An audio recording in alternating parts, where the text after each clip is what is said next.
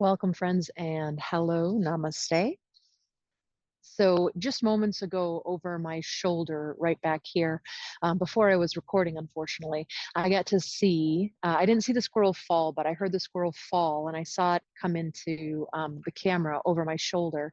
And then I saw it pause and I saw it shake, shake, shake, shake, shake, shake, shake, shake, shake. And then it ran off as if not much had happened. And I'm simply saying that because I think it's just such a great reminder. They have been studying animals, non-domesticated mainly is what I'm talking about, non-domesticated animals, right? And their response, their nervous system response to stress. Something stressful happens, they've been chased by something, they've fallen out of a walnut tree, whatever that might be. And then the response to that is they shake it off to get it to deactivate, I guess might be the way to say it, their sympathetic nervous system, that fight, flight, or freeze, and then they're able to kind of go on. And so there are a lot of people who teach that for us humans to bring that back in as well. Let's use this moment of sitting down to try to kind of shake off, even though we're not going to be physically moving, right? Any stress we've been having in our lives. So find yourself in your upright posture. I'm going to do a quick adjustment on my setup here.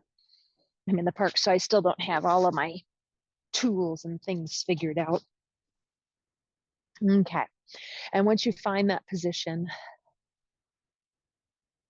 look for that tall spine. Now, when we're in a seated position, the human body, right, the pelvis wants to rock back, the upper of the pelvis moves back. I could say the tailbone moves forward, all speaking about the same thing. So don't go too far with it, but try to get that pelvis so it's moving into neutral, almost towards what's called an anterior tilt.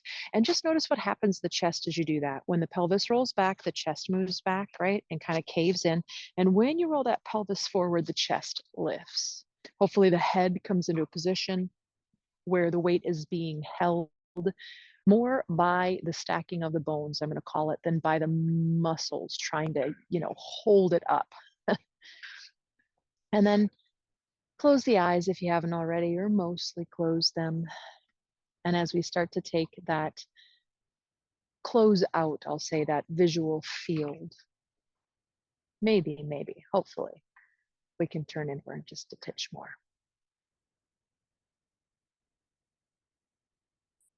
And as you start to scan through your body, the holistic body, so many things going on. I do think one of the most accessible places to start is the physical body. As you scan through your physical body, notice if there's tension,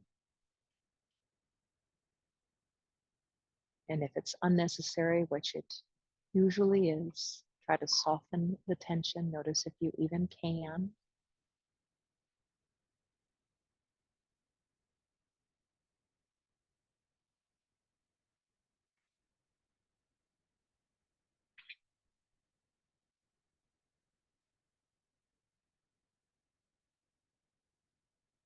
Then you can also start to just get an idea of the sensations coming in through the body, right? What's coming in through my palms is very different than what the messages I'm receiving through my armpits, than the message in my nose, which can be very different than, even on the same piece, if I said my arm.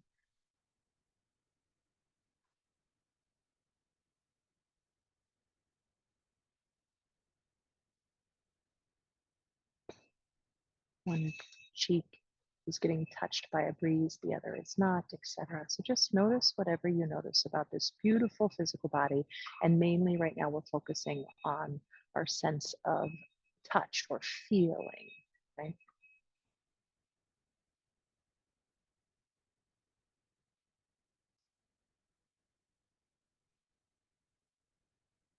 And then let's bring our awareness into our breath. Still fairly accessible. We can feel the movement of the breath. So let's start with that, the physical sensation. What is moving as you breathe?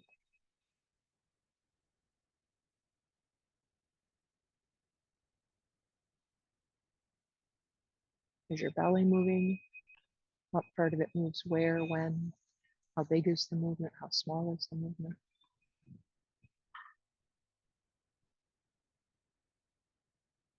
Do your ribs move at all when you breathe? Front, the back, the sides.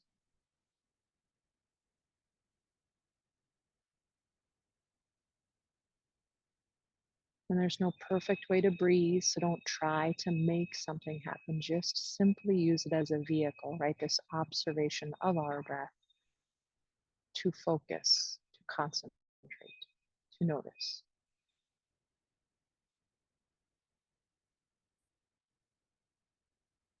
And you feel the air at the base of the nostrils.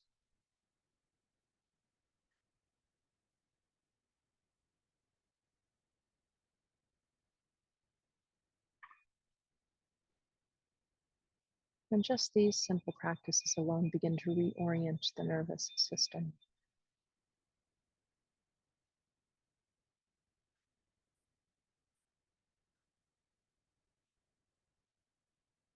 Now let's start to work with the breath instead of simply observing it. Let's begin to move the breath in a particular way, and that is first soft belly breath.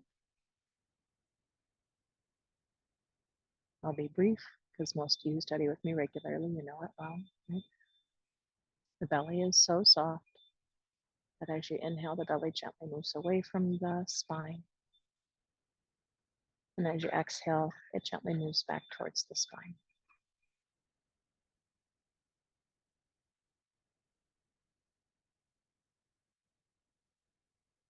My teacher Carmen talks about an effortless effort.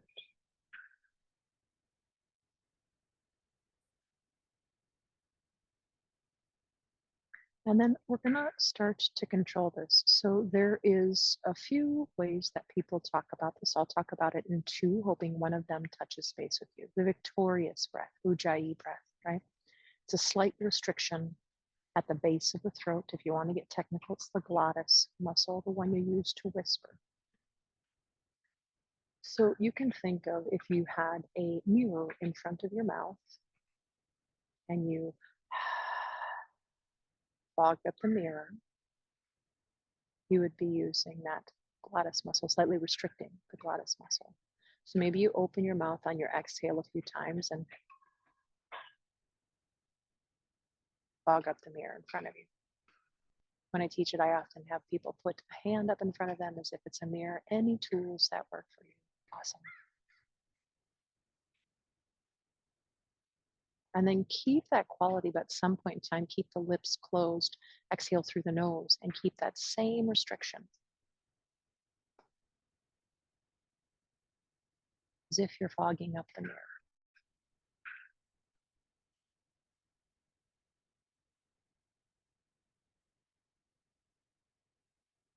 The exhale is the easiest to find that on, that restriction.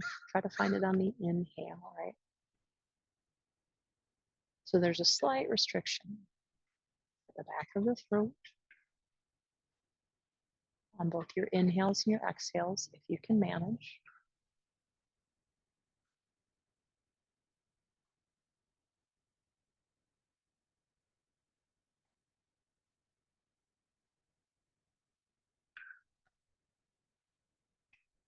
If that's working for you and you've figured it out, or at least whatever that is today, great. Keep working with the Ujjayi breath. If it's not making sense or it's difficult to find, maybe it helps you to think of sipping air through a straw, right? And you can start with the mouth open if that's a better tool for you. But think of the straw not being at the lips, but at the back of the throat, the base of the throat.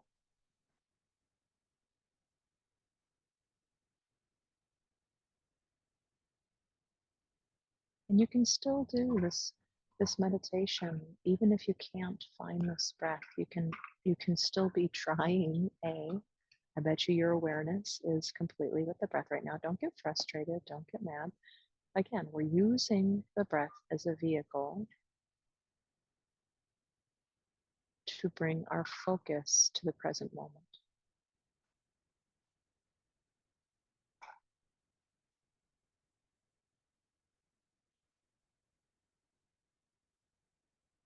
So if it's available, all the inhales and exhales are through the nose when you're ready. If it's available, there's a slight restriction at the back of the throat on both the inhales and exhales, if you can find it.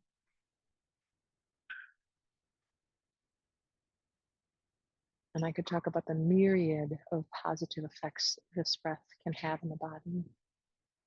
But really, today, it's not so much about the breath as it is about you utilizing the breath as a way to stay present. So let go of the breath if it's not working for you, and just rescan the body.